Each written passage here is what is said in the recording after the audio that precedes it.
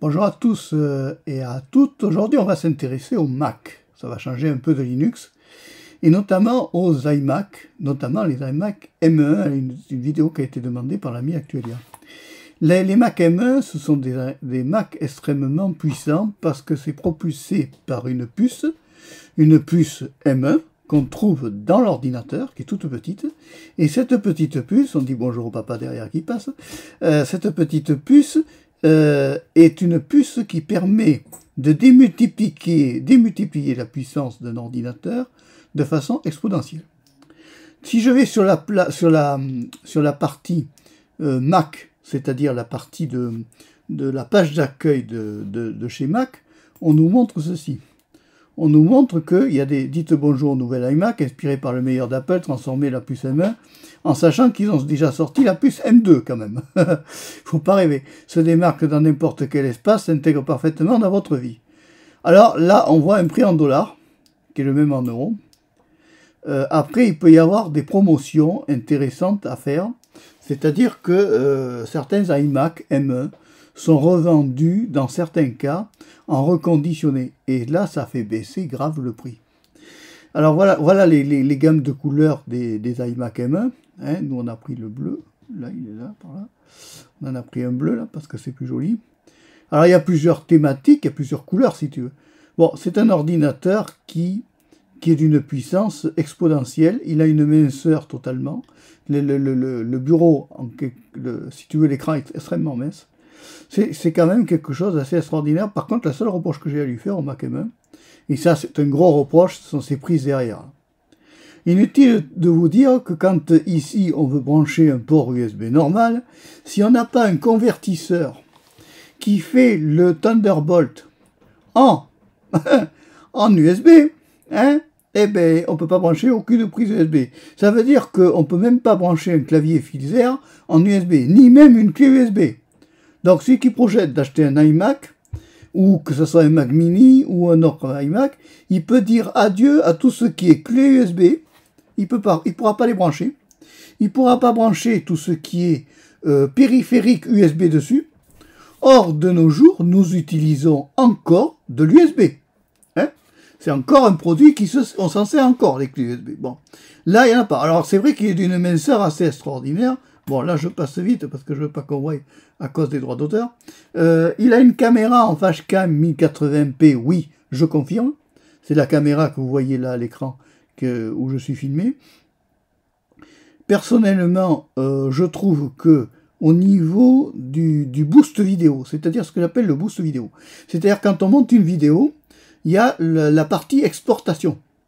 L'audio est extraordinaire. Bon, quand c'est du plus ou moins du Bang Olufsen dans le genre, quoi. C'est un audio extraordinaire. On se croirait en qualité cinéma, presque meilleur que ce qu'on utilise en règle générale en haut-parleur. Donc, t'as pas besoin de haut-parleur quand tu as un Mac M1. Mais c'est surtout la puissance qu'il y a quand on fait une exportation d'une vidéo. Il faut savoir, c'est que cet ordinateur-là, l'iMac M1, en 24 pouces, il exporte une vidéo tournée en 4K HDR en 9 secondes et demie. Une vidéo que j'avais tournée une fois, j'avais essayé de tourner une vidéo en 4K HDR. J'ai mis 9 secondes et demie pour arriver à l'exporter et à la mettre entière sur le bureau. 9 secondes et demie. Ça veut dire quoi? Ça veut dire que ça booste énormément. La puce M1 est impressionnante. Le système de l'audio, on n'en parle pas, c'est une merveille. Là, qu'est-ce qu'il y a? Une grande capacité, macOS Monterey, oui, ça d'accord. Moi, je suis toujours sur Bing Sur et je resterai sur Bing Sur, parce que je l'aime beaucoup, Bing Sur, ça me suffit largement.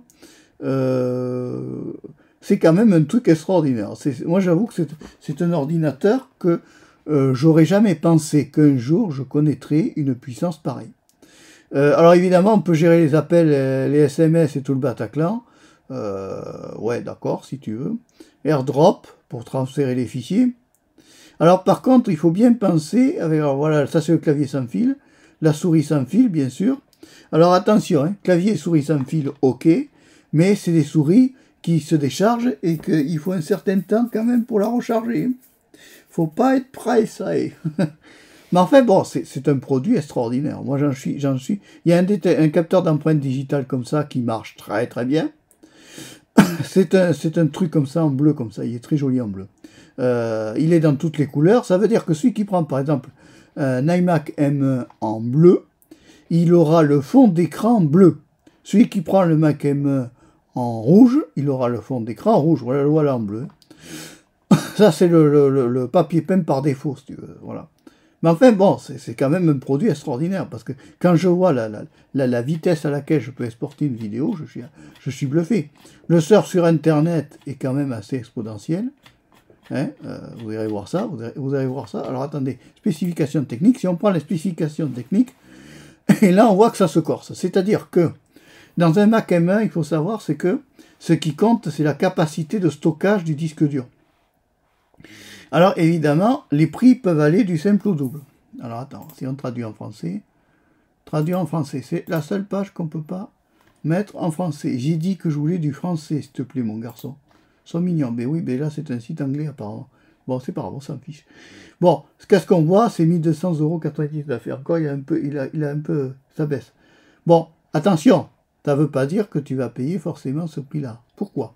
Parce que si je vais en acheter, alors allons nous amuser. Admettons qu'on veuille regarder les prix déjà. Voilà. Il faut savoir, c'est qu'il y a plusieurs prix dans un Mac M1, mais on peut en obtenir en reconditionné, qui là fait baisser sérieusement la facture. En sachant que tout propriétaire d'iMac M1 doit avoir au moins un disque dur, doit se prévoir à l'avance un disque dur de sauvegarde. Pourquoi? Pour Time Machine. Il faut savoir, c'est que l'ordinateur a Time Machine qui permet de sauvegarder en temps réel l'ensemble de l'ordinateur. Et ça, c'est quand même assez extraordinaire. C'est-à-dire qu'il y a une icône qui est ici, par là en haut, là, je ne sais plus, parmi les icônes, c'est ici. Et il m'effectue des sauvegardes systématiquement sans que je lui demande rien. C'est-à-dire que je n'ai plus aucun effort à faire. Dès que j'apporte des nouveaux fichiers, le Mac me fait une image si tu veux, de stockage dans mon disque dur externe. Alors évidemment, tu vas me dire, quand le disque dur externe est plein, qu'est-ce qui se passe? Quand le disque dur est plein, le Mac a prévu que, et c'est là le danger de Time Machine, c'est-à-dire qu'il va effacer les anciennes sauvegardes les plus vieilles pour ne garder que les dernières les plus fraîches. Ça veut dire que s'il y a des dossiers qui sont anciens, qui n'ont pas été répercutés sur une autre possibilité de sauvegarde, la totalité des anciens fichiers seront perdus parce que Time Machine supprime la totalité des fichiers obsolètes et anciens. Pourquoi? Parce qu'à l'intérieur de Time Machine, il y a un système de comparaison qui se fait pour savoir si le fichier, par rapport à la date d'édition du fichier, le fichier Time Machine sait que ce fichier-là est plus récent que l'autre. Donc il efface le vieux fichier pour ne garder que le fichier tout neuf. Donc si vous avez des Mac M1, faites attention avec ça, parce que vous perdrez de toutes les façons des anciens fichiers qui peuvent être précieux. Donc il faut prévoir toujours une double sauvegarde. Voilà. Après, bon, on trouve toujours le petit dock en bas qui est extrêmement confortable à utiliser. Il y a iMovie qui est bien. Premiere Pro fonctionne bien sur l'iMac M1 parce qu'il est optimisé. Ils l'ont optimisé. Maintenant aussi Premiere Pro au prix. Bon, il y a QuickTime Player qui marche bien. J'ai quand même mis Audacity sur le Mac M1 pour enregistrer les audios. Ça, c'était avant que je me trouve avec le... Ça va venir avec l'enregistreur de son, n'est-ce pas? Bon, moi j'avoue que le Mac M1, moi c'est un produit que j'aime beaucoup. Mais j'ai toujours aimé Mac. J'ai toujours aimé Mac, pourquoi? Parce que c'est de la qualité. Mac, c'est le produit que tu investis une fois et que tu en as pour des années. Voilà. À moins d'être assez capricieux et de changer d'ordinateur une fois tous les 2 ans, par exemple. Mais celui qui n'est pas capricieux, celui qui est soigneux, celui qui il faut voir, regarde si c'est joli. Regardez si c'est joli, c'est quand même du beau produit, macOS. Le LBC est en train de descendre. Bon, enfin, c'est pas grave. Non, mais c'est un bon produit. Il y a Siri. Alors, Siri, le problème de Siri, j'aime pas trop. Parce que Siri, je trouve que elle a tendance à enregistrer beaucoup de choses. Et je me demande ce que deviennent les enregistrements de Siri. On peut se poser des questions. Par exemple, ce que je n'aime pas dans Siri, sur l'iMac, comme sur l'Apple Watch, c'est que quand tu utilises Siri, quand tu as Siri dans ton Apple Watch comme dans ton iMac, et que tu es en train de parler avec quelqu'un, et que tu dis, par exemple, dis chérie, ah, elle réagit pas ce coup-ci. Mais d'habitude, si tu dis chérie ou dis Siri, je vous écoute. Voilà, alors c'est le problème. Voilà, alors il répond de suite. Tu vois, donc ça veut dire quoi? Ça veut dire que l'iMac, comme les autres produits de Mac, que ce soit l'Apple Watch, que ce soit l'iPhone, ils sont constamment sur écoute. Es-tu constamment sur écoute, Siri? Je regrette, je n'ai pas de réponse à cela. Est-ce que je peux vous aider pour autre chose? Non, va-t'en. Tu vois, là, tu dis non, va-t'en, il comprend non, va-t'en. Très bien. Voilà, bon, en plus il barjote, le mec. Enfin, bon, c'est pas... Mais en fait, c'est un truc qui t'écoute en permanence. C'est un peu un espionnage, si vous voulez. Et moi, j'aime pas trop le principe de l'espionnage. Parce qu'admettons que l'on fasse une consultation médicale en visioconférence, puisque ça devient de plus en plus moderne, n'est-ce pas? Et qu'à un moment donné, on parle d'Ichiri à quelqu'un, et que tout d'un coup Siri comprend certains mots, qu'est-ce qui me prouve que Siri n'enregistre pas ce que je dis à mon insu chez le médecin? À tel point que quand j'avais l'Apple Watch, que ce soit le Mac M1 comme une Apple Watch, c'est pareil. Quand ça enregistre le son, ça enregistre dans tous les périphériques de Mac. Et moi, ça me dérange. Parce que c'est une privation de liberté. Ça, je tenais à le dire. C'est un peu le point que pour moi, c'est un peu noir, si tu veux. Voilà. C'est ce que j'estime un peu le point noir. Pourquoi est-ce que je suis si petit, là? Je peux pas m'auto-agrandir? Non, ben je resterai petit. Moi, t'en vas pas faire trop de tripoter là, ça marche, on ne tripote pas. Bon, voilà ce que moi je pense un peu. Ce que j'aime bien dans l'iMac, ce que j'ai toujours aimé dans l'iMac, moi, c'est le bureau tout en un. C'est-à-dire, c'est le seul ordinateur où on peut tout faire avec sans se préoccuper des choses. À la condition ultime, on peut tout faire avec, oui, à une seule condition, c'est que les périphériques soient prévus pour aller sur l'iMac. Et là, c'est une autre étape. Parce qu'il y a certains périphériques qui actuellement sur Mac ne fonctionnent pas. J'ai eu des cas, par exemple, n'essayez pas de mettre un smartphone Android sur un Mac. C'est curieux, il ne le voit pas. Il ne sait pas que le smartphone Android existe dans sa vie, il ne connaît que l'iPhone. C'est comme l'histoire de l'autre fois, il y a certains formats. Alors bien sûr, on dit que l'iMac lit tout. Oui, mais il y a des limites. Il y a certains formats. Si par exemple, je crée un fichier sous Linux Mint, par exemple, un exemple, que j'enregistre mon fichier sous Linux Mint, et que après je veux le lire sous l'iMac. Nada, ça marche pas. Pourquoi? Parce que le fichier encodé par Linux Mint n'est pas lu par mon iMac. Ça, c'est un point inconvénient. Si par exemple je vais sous Windows, j'enregistre un fichier sous Windows, ça m'est déjà arrivé, et que je dis, bon, les photos ça va, nickel. Alors ça, les photos, tu les liras toujours. Autre point négatif de l'iMac moderne 2022, c'est que ils ont enlevé le lecteur de carte SD. Avant, dans les anciennes iMac, moi je connais l'iMac depuis des années, et l'iMac ancienne génération, c'était un ordinateur qui était fourni avec un lecteur de carte SD. Or, qui se sert actuellement des ordinateurs à puce M1, ce sont soit les photographes. Dans toutes les écoles de photo, tu as des Mac. Pourquoi? Parce qu'ils savent que c'est des produits puissants. Ils ont créé quand même un Mac qui arrive à faire tout, à bien gérer la vidéo, à bien gérer quand même l'audio, hein, malgré tout. Il faut quand même le dire, puisque là, je n'enregistre pas avec l'enregistreur de son, je ne me sers que du micro fourni avec l'iMac. Bon, c'est quand même quelque chose d'assez extraordinaire. Attends, il faudrait peut-être que je réduise ça. Où est-ce qu'il est le machin pour le réduire? Je crois que c'est le jaune, que je ne me saborde pas. Voilà, donc je suis toujours présent en haut à gauche, d'accord, c'est bon. Donc, c'est vraiment très bien. Tu vois, ça, c'est joli. Tu vois, voilà. Ça, c'est des choses qui sont jolies à voir. Ces effets-là. Bon, tu vas me dire, on le retrouve sous Linux. Bon. Mais c'est quand même joli. Puis il faut dire que Mac, c'est joli. Si je prends, bon, je vais pas prendre plan parce que je veux pas qu'on sache où je suis. Si je prends le calendrier de Mac, par exemple, c'est quand même joli. Moi, je l'ai mis en dark, mais tout le monde peut l'avoir autrement. C'est quand même joli. C'est du produit qui est joli. Si je prends la version du calendrier... Ah non, j'ai pas de version, là. Bon, c'est la version pour Bing Sur, on s'en fiche. Mais c'est quand même joli. Puis tu vois, regarde, je suis désolé, mais si je prends ça, calendrier, voilà, attends, quitter calendrier. Bon, c'est quelque chose qui est fluide. On est dans la fluidité. Le Launchpad, voilà, Premiere Pro, pour Photoshop, ça marche bien. C'est fluide. C'est un produit qui est fluide. Il y a pas de... Je prends la calculette, boum, elle démarre de suite. Tiens, il faut bien... Comment on insère celle-là option, garder dans le doc. Eh bien alors, tu n'as pas compris qu'il fallait la garder dans le doc, cocotte. Voilà, la calculette, tu as vu, c'est rapide. Il n'y a pas de latence, si tu veux. Quand je lance un produit, je n'ai pas... Regarde, il n'y a pas de latence. C'est rapide. Je n'ai pas de temps de retard dans l'utilisation. Si je prends Page, par exemple, qui est un traitement de texte fourni par Apple au départ, nouveau document, allez, on s'en fout.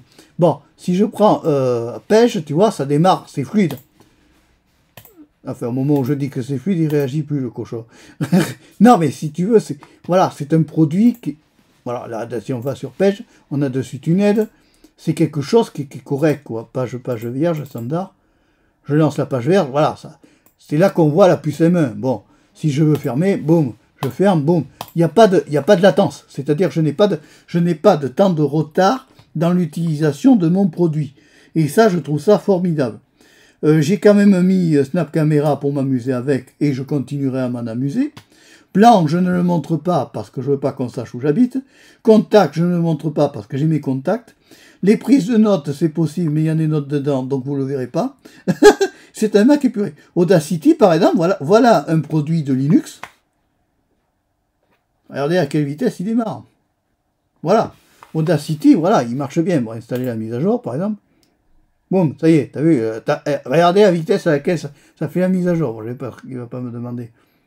Voilà, ça y est, là, je fais ça. Boum, je mets dans l'application. Boum, garder les deux, remplacer. Boum, ok. Tac, qu'est-ce qu'il y a? Tu me fais un caprice. Remplacer, ok. Bon, ça y est, c'est fait. Ça y est, bon, en gros, si je relance mon Audacity, voilà, mon Audacity fonctionne bien. On est sur une version de Audacity, mais je sais pas où elle est la version là-dedans sur Mac. Boot, à propos d'Audacity. On est sur une version 3.13 quand même, avec un système de son qui donne très très bien. Pas oublier que j'ai OBS qui tourne en même temps, et quand j'enregistre avec Audacity, système de son qui donne très très bien. Pas oublier que j'ai OBS qui tourne en même temps, et quand j'enregistre avec Audacity. Voilà, donc on voit très bien qu'on peut enregistrer du son tout en utilisant OBS sans être perturbé. C'est-à-dire que tu peux avoir deux fichiers qui travaillent en même temps. Voilà la vitesse. Non, mais c'est ça qui est extraordinaire sur Mac. Moi, j'aime bien, par exemple, vider la corbeille. On fait vider la corbeille. Boum, vider. Boum, c'est terminé. Il n'y a pas de latence. Voilà, c'est un produit de qualité, moi, que j'aime beaucoup. J'ai toujours aimé les Mac pour leur clarté et leur facilité d'accessibilité pour tout public. N'importe qui peut aller sur un iMac sans problème. Il ne sera pas perturbé. Du reste, c'est pour ça qu'ils ont du succès. Pourquoi? Parce que quand quelqu'un va sur un iMac, il n'est pas perturbé d'aller sur une tablette Apple, il n'est pas perturbé d'aller sur un iPhone. Pourquoi? Parce qu'il retrouve toujours le même environnement. Et cet environnement-là, qui est constamment toujours le même, rassure l'utilisateur. C'est ça qui est important et c'est ça leur force aussi. C'est qu'ils ont réussi à créer un ordinateur puissant, rapide, qui n'a pas de latence, qui est extrêmement fluide. Sans que, si tu veux, sans qu'il y ait de perturbations, on peut à la fois enregistrer avec OBS, tout en faisant de la retouche photo, tout en ayant une page ouverte avec le le navigateur Safari branché, ça ne peine pas, ça ne chauffe pas. C'est un ordinateur que je n'ai pas vu une seule fois surchauffer.